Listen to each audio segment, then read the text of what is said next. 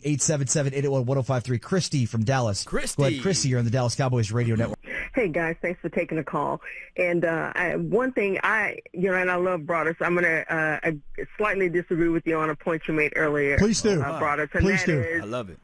that you don't go for the obvious low-hanging fruit. Well, this low-hanging fruit is ripe to be picked. Ma'am, I've been trying to get rid of this guy for 3 years.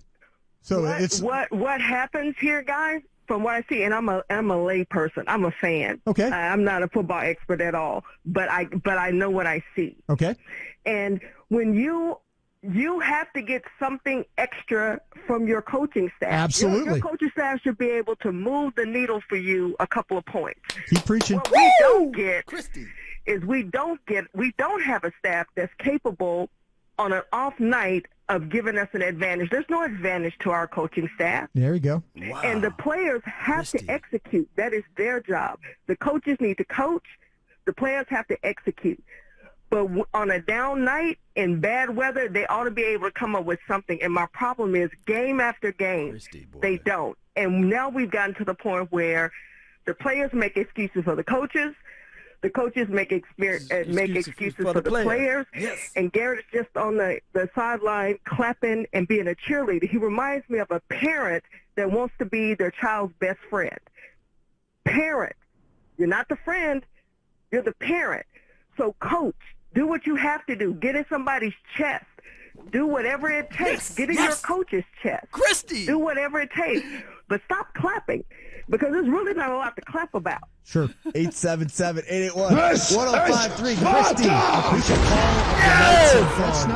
That's some of football right there. She sold herself short. She knows what's going on. Coaching has to give you something extra. She don't even know talked football. about that in the pre. You know, you got she to don't be, even know and even in football. the post a little bit. So we got to look at it from those parameters. Not saying that Roger Goodell deserved to hate on our Dallas Cowboys, but Jerry Jones tried to come for the man's job, and it was $45 million. Yeah. I don't know about you all, but $45 million is a lot of chinchetta. 971. What's good? Hey, what up? Talk to me, man. Hey, what's going on, man? This is Brookhaven, Mississippi now. What's good, Brookhaven? That's right down the street, man. That's right down the street from Natchez. Yeah, said earlier about making a run, but maybe with the big maybe in there. yeah, don't get your hopes up, man. I mean, I was looking at the game and I was like, I was calling these play out, man, on the Patriots game. I was like, they're gonna run this, do this, but anyway, man, my point is, I want to holler at you, man, about that Cooper trade, man. I think it came back to bite us real deep. You talking about Amari Cooper trade? Yeah. Then we got Cobb, and then we got Austin, man. They want to make it a Dak friendly. Oh man, Dak friendly game. It's like, man, I think it gets old, man. I really think it old. The time is like catching up to him, man. Cooper can't make it. Cobb can't really run that well. Austin can't really do. It's like, man, I'm telling you, man. Every year, Jerry is in the draft room, and they picking these players, man, and they just not hitting on these receivers. I think it came back to bite us. You watched that NFL? Do you watch Stephen A. Smith doing the basketball commentary? Yeah. And he got this segment called about, "Oh no, you didn't! Oh no, you didn't! Oh no, you didn't!" Yeah.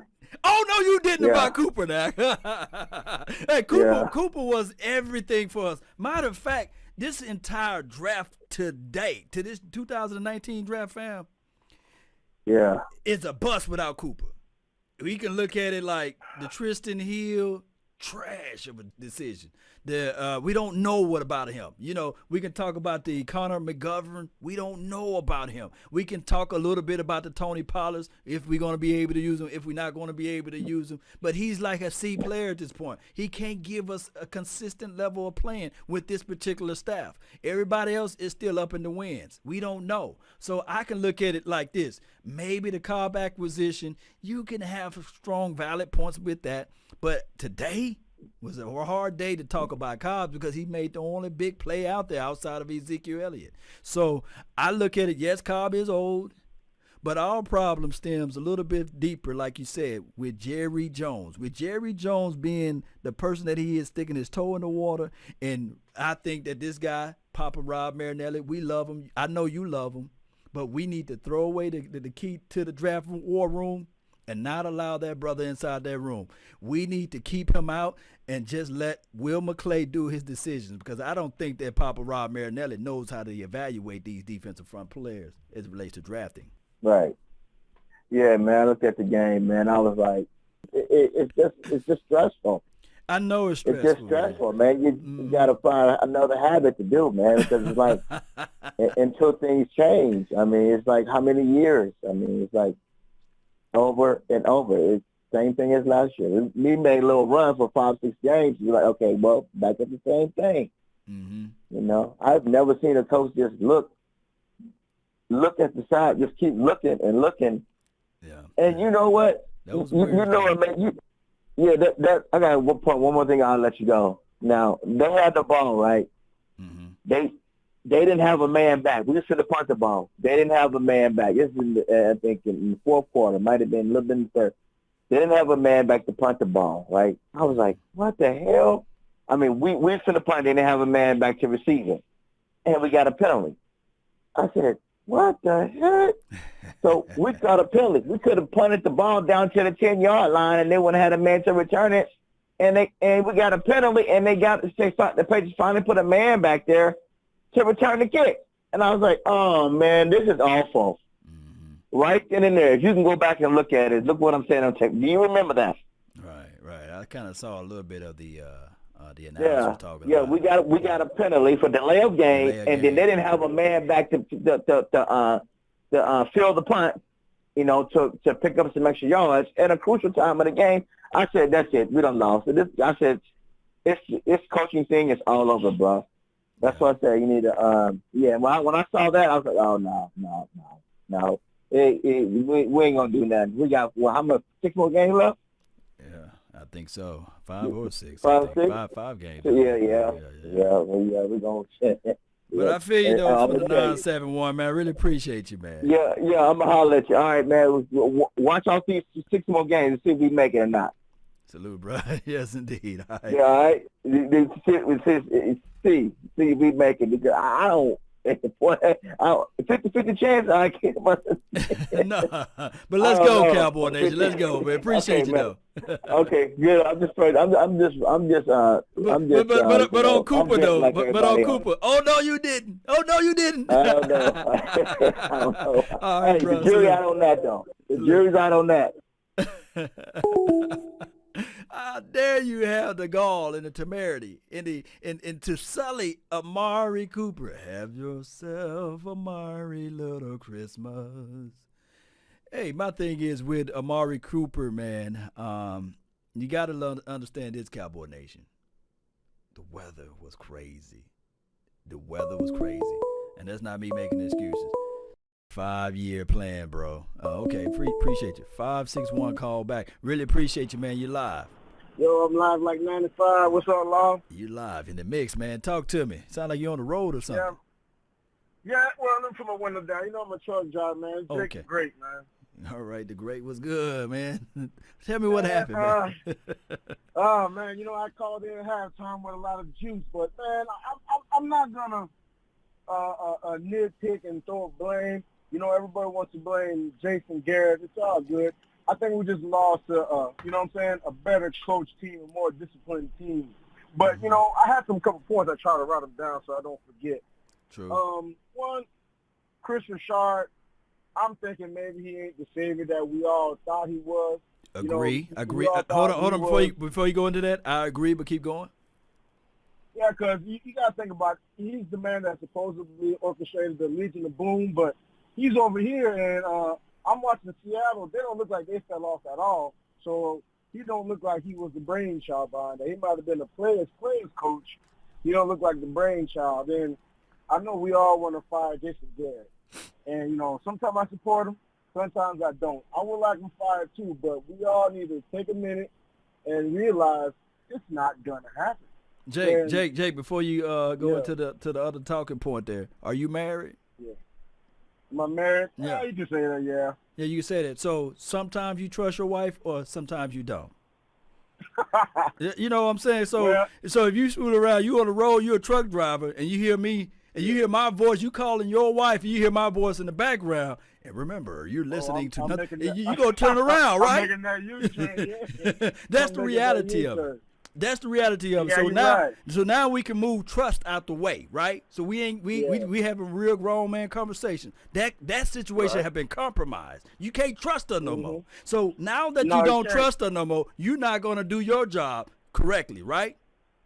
You're right. You're not gonna do what you as a man. You're gonna sit there. You're gonna try to figure out, hey, the last time I was on the road, you had a guy that sounded like a bootleg Barry White a little bit. Hey, I don't want to be saying that I don't trust you, baby. But this guy was over the house. Seemed like he was going in the kitchen. He seemed too comfortable, and I can't have that on my watch. And everything. Yeah. We gotta address the elephant in the room. And Talk it's to a me big then. elephant. And the person is, a lot of these Cowboys fans, they probably wasn't around. I had the blessing to see 3 Super Bowls myself. The elephant in the room is gonna be Jerry Jones. That you ain't gonna come in and outshine Jerry Jones. No way. He did it to Jimmy Johnson. The last real coach that we had that was turning the team around, Bill Parcells. And when Bill Parcells was like, hey, I want to do it this way, he was out the door. You know what I mean? So that dream coach that we think is gonna come, it's not gonna happen until after Jerry Jones keeps the bucket. And I'm not wishing bad on him at all.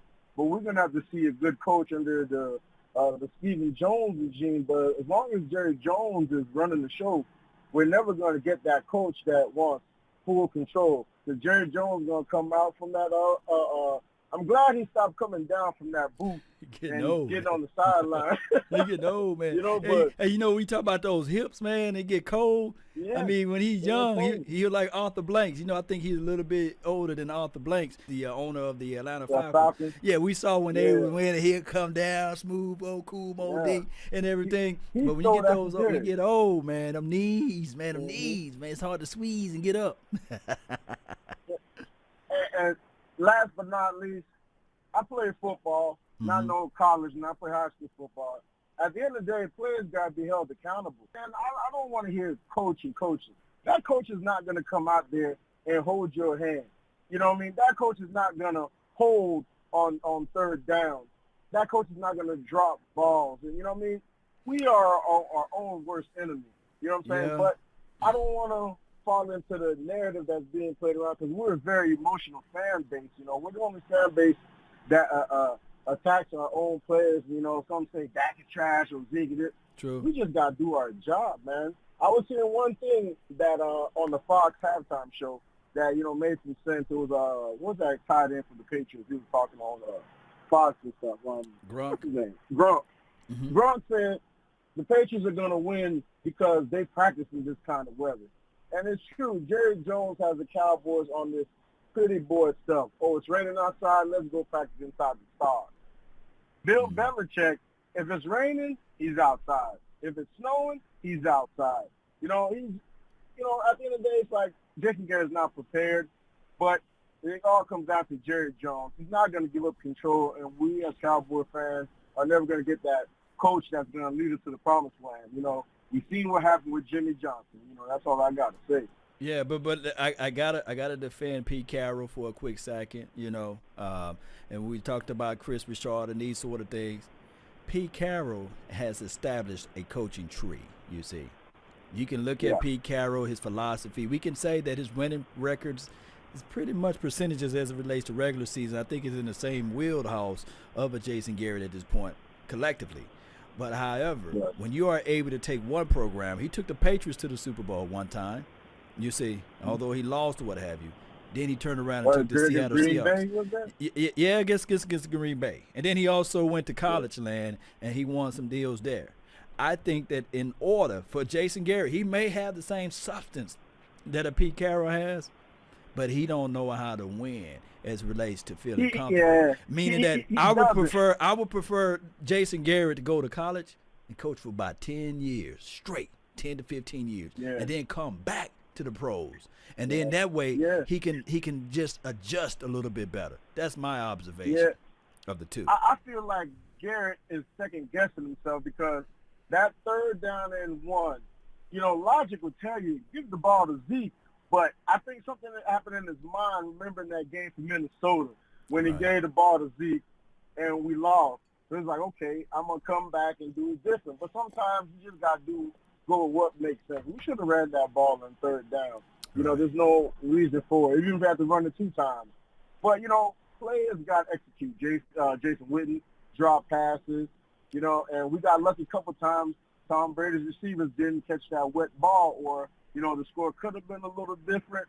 But it is what it is. We got to take the wins with the losses as Cowboys fans. The sky's not falling. We're 6-5. We're still in first place. And in our division, most likely we're going to win that division. Be in the playoffs, how far we go, I don't know. But you can't get all emotional. We got to get back to the drawing board because we got a tough opponent coming in our house trying to ruin our Thanksgiving dinner. So we got to get off this Patriots. We're going to drink to it for the night and then get off this Patriots because Buffalo is not playing. And they're coming to win. And then last before I leave, the coach that I would love for us to have over here is, probably, like you said, Jim Harbaugh, man, or one of the Harbaugh brothers. One of them, yeah. Because I get their names mixed up, too. Jim or John, whatever. Johnny, Jimmy, whoever. The one that played for the Colts, man, I'm going way back. He played before Peyton Manning was there. Jim Harbaugh. Yeah. I would love him as a coach because he seems like he has that balls, like he knows what he wants to do and he's going to do it. Garrett seems like he has potential, but he's not quite sure how he wants to do it. That's really all I got to say. I don't want to hog up the phone line. I know there's a lot of emotional callers I want to call and cry, but I'm not crying. My head's still up high. Go Cowboys all day, man. All right, Jake the Great, man. Really appreciate you, fam. All day long. Salute, bro. Good call. Good call, man, from him. Good call from him. So now that we established you can't be lukewarm on the coach. You can't halfway trust him. You got to all the way trust your coach. You can't be in the middle. Sometimes I trust him now. Sometimes I don't. So that's just my observation of the last call. 954, what's good? Hey, what's up, Law? What's going on, man? We just 65. We chilling. We're a good team, man. Really thank you all for watching. Don't forget to hit that subscribe button. Join the nation. Let's continue to grind. That's been my time. I really thank you all for yours. And remember, you're listening to nothing but the best. Salute.